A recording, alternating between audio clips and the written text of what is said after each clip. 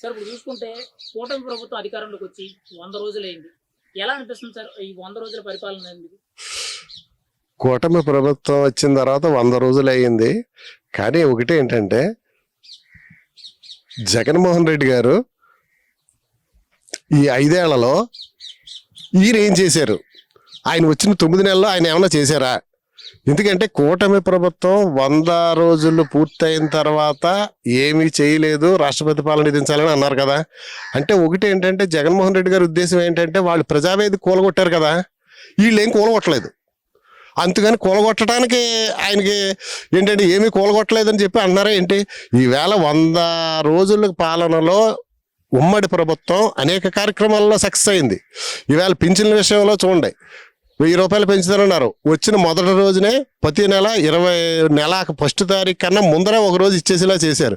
వికలాంగులకు పింఛను పెంచారు. విశాఖ రైల్వే జోన్ అన్నారు, ఇవాళ ల్యాండ్ ఎక్విప్మెంట్ జరుగుతుంది. అన్నా క్యాంటీన్ అన్నారు, 90% పూర్తయింది. ఇలాగా ఏ కార్యక్రమంలో ఇప్పుడు ఇసుక ఉంది, ఉచిత ఇసుక రన్నింగ్ అవుతుంది. మీరు ఎందుకు చేయలేకపోయారు? వైసీపీ గవర్నమెంట్లో చేయలేకపోయారు.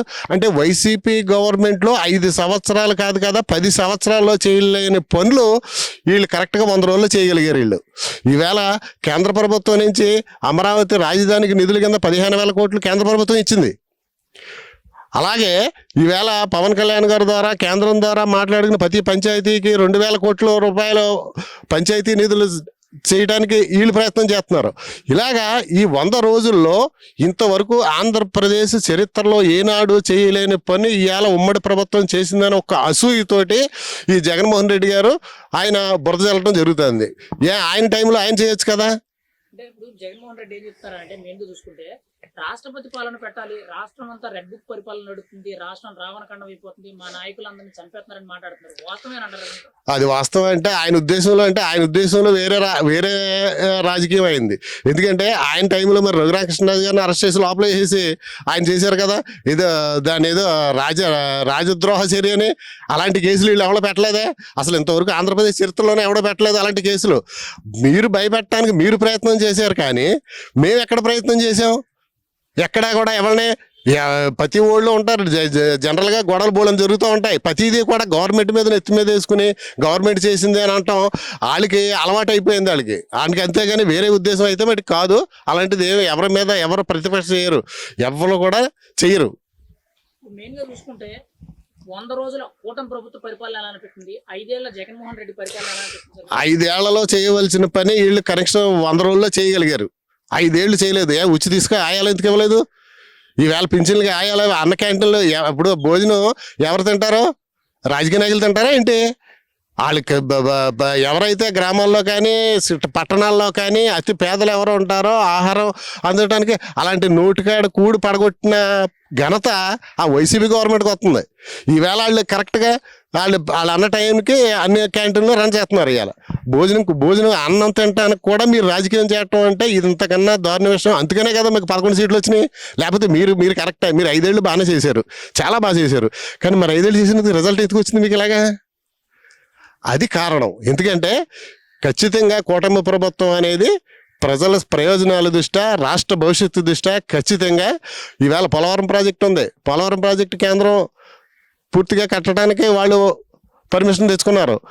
మీరు 5 ఏళ్ళలో నువ్వు పోలవరం ప్రాజెక్టు ఎందుకు అయిపోయావు? ఈవేళ ఆపుంటే ఈవేళ ఈ వరదలో ఇంత అనర్థం జరిగి ఉండేది కదా. అంటే ప్రజలు బాగుపడటం వైసీపీకి ఇష్టం లేదా ఏంటి? ప్రజలు బాగుపడటం వైసీపీకి ఎందుకు ఇష్టం లేదు? పోలవరం ప్రాజెక్టుకి అయితే ఎంత నీరు స్టోరేజ్ అవును, ఎన్ని పంటలు పోను, భూగర్భ జలాలు పెరుగును కదా.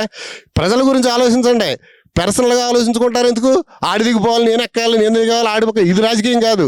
ప్రజలకు ఏదో ఉపయోగపడాలో అదే ఆలోచించండి. జగన్మోహన్ రెడ్డి చూసుకుంటే మెయిన్గా మొన్న జరిగిన వరదలు ఏవైతే ఉన్నాయో దాన్ని పట్టుకుని రాజకీయం చేశారు. ఇప్పుడు మొన్న లడ్డు ఏదైతే ఉందో దాని మీద రాజకీయం జరుగుతుంది. ఇప్పుడు మళ్ళీ కొత్తగా త్రిబులర్ రఘురామకృష్ణరాజు ఏదో అంబేద్కర్ బ్యానర్ తీసేశారని చెప్పి దాని మీద రాజకీయం చేస్తారు. అసలు జగన్మోహన్ రెడ్డి రాజకీయాలు ఎలక్షన్ దాటిన గురించి ఎలా అనిపిస్తుంది?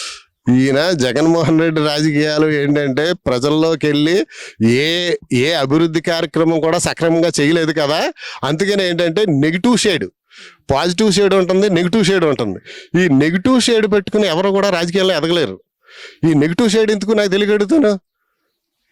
లడ్డు అది సర్లే గవర్నమెంట్ అదే ప్రజలు అందరూ కూడా దాన్ని చాలా బాధాకరమైన విషయం అది లడ్డు గురించి.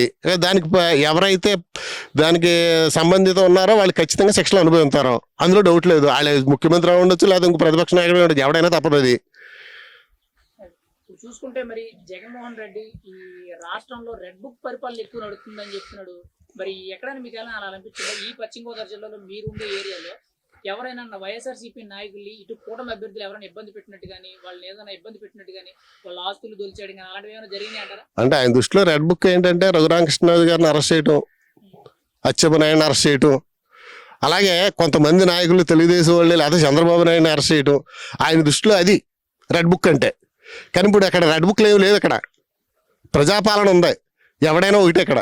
అంతేగాని ఆయన ఉద్దేశం వేరు, ఆయన ఉద్దేశం వేరు కాబట్టి అలాంటి ఆయన లీగల్గా ఇన్లీగల్గా చేసిన పనులు చేయటం వల్లనే కదా గవర్నమెంట్ ఇలా ఈ స్థితికి వచ్చింది. చూసుకుంటే మరి ఈ రోజు వైఎస్ఆర్సీపీ నుంచి రోజుకు ఒక నాయకుడి కింద రాజీనామాలు చేసుకుంటూ ఇటు జనసేనలోకి బీజేపీలోకి టీడీపీలోకి జాయిన్ అయిపోతున్నారు. మరి ఏంటంటే ఫైనల్ గా రాజకీయ భవిష్యత్తు పరంగా వైఎస్ఆర్సీపీ పరిస్థితి ఏంటంటారు? ఏ నాయకుడైనా సరే, ఏ పార్టీ అయినా సరే కొన్ని సిద్ధాంతాలకు లోబడి ఆ సిద్ధాంత ప్రకారం ఉంటే ఆ పార్టీ నిలబడుతుంది.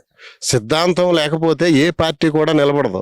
ఒకడి మీద కక్షతోటో ఒకడి మీద ప్రతీకారంతో పార్టీ నడుపుదాం అనుకుంటే ఆంధ్రప్రదేశ్ చరిత్రలో ఎక్కడా కూడా ఏ పార్టీ కూడా నిలబడదు. ఎందుకంటే మీ సిద్ధాంతం చెప్పండి, మేము ఈ చేస్తాం, ఈ డెవలప్మెంట్ చేస్తాం, ఇది ఖచ్చితంగా కట్టుబడి ఉన్నామని చెప్పండి. అంతేనే కానీ రఘురామకృష్ణరాజుని లోపలేస్తున్నాం, అచ్చెన్నాయుడిని లోపలేస్తున్నాం, చంద్రబాబు నాయుడు లోపలేస్తున్నాం అంటే ఇది రాజకీయం కాదు. రాష్ట్ర యొక్క ప్రయోజనాల దృష్టిలో ఆలోచించి ఇది మాకు పోలవరం ప్రాజెక్టు ప్రెస్టేజ్ కట్టండి, మీకే ఎదురు కదా ఓట్లు, ఎవడేస్తారు, ఇంకోళ్ళు ఎవడేస్తారు, ఎందుకు వేయలేదు? అలా రైల్వే జోన్ తెచ్చారు, ఇగో ఇవాళ Visakha railway zone land equipment జరుగుతుంది, అది మీరే తీసుకురావచ్చు కదా, మీకే ఓట్లు ఎదురు కదా.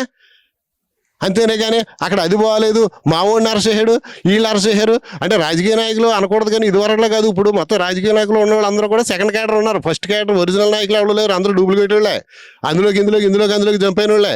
ఇలాంటి వాళ్ళకి పోలిన కేసులు ఉంటాయి, తప్పదు. ఎవడైనా మీరైనా నేనైనా ఎవడైనా జగన్మోహన్ రెడ్డి కేసులు, చంద్రబాబు నాయుడు కేసులు, అలా రాష్ట్ర ముఖ్యమంత్రులకే కేసులు లేనప్పుడు సామాన్య పరిస్థితుల గురించి ఎవడ ఆలోచిస్తాడో అందరి మీద ఉంటాయి కేసులు. తప్పు చేస్తేనే, తప్పు చేయకుండా కేసులు ఎవరు పెట్టరు. అంతేనే కానీ మీ ఓడి చేస్తేనేమో మీరు అధికార పక్షం చేసింది, మా ఓడి చేస్తేనేమో ప్రతిపక్ష నాయకుడు చేసిందని దీని మీద మాట్లాడుకోవడం సొంత వేస్ట్.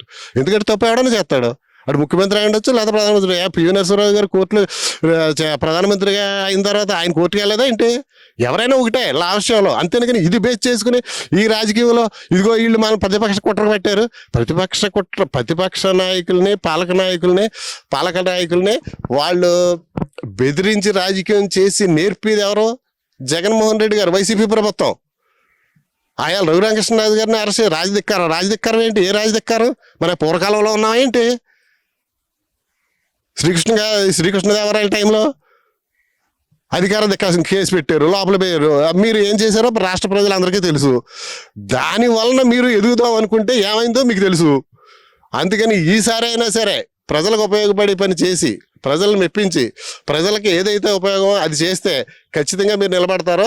లేకపోతే మీ పార్టీ అనేది ఇది వరకైతే 5 సంవత్సరాల ద్వారంలో ఉన్నట్టుగా ఉందాము అనుకుంటే కనుక మీ పార్టీ మొత్తం పునాదిలో లేకుండా మీ పార్టీ పోయే అవకాశం ఉంటుంది.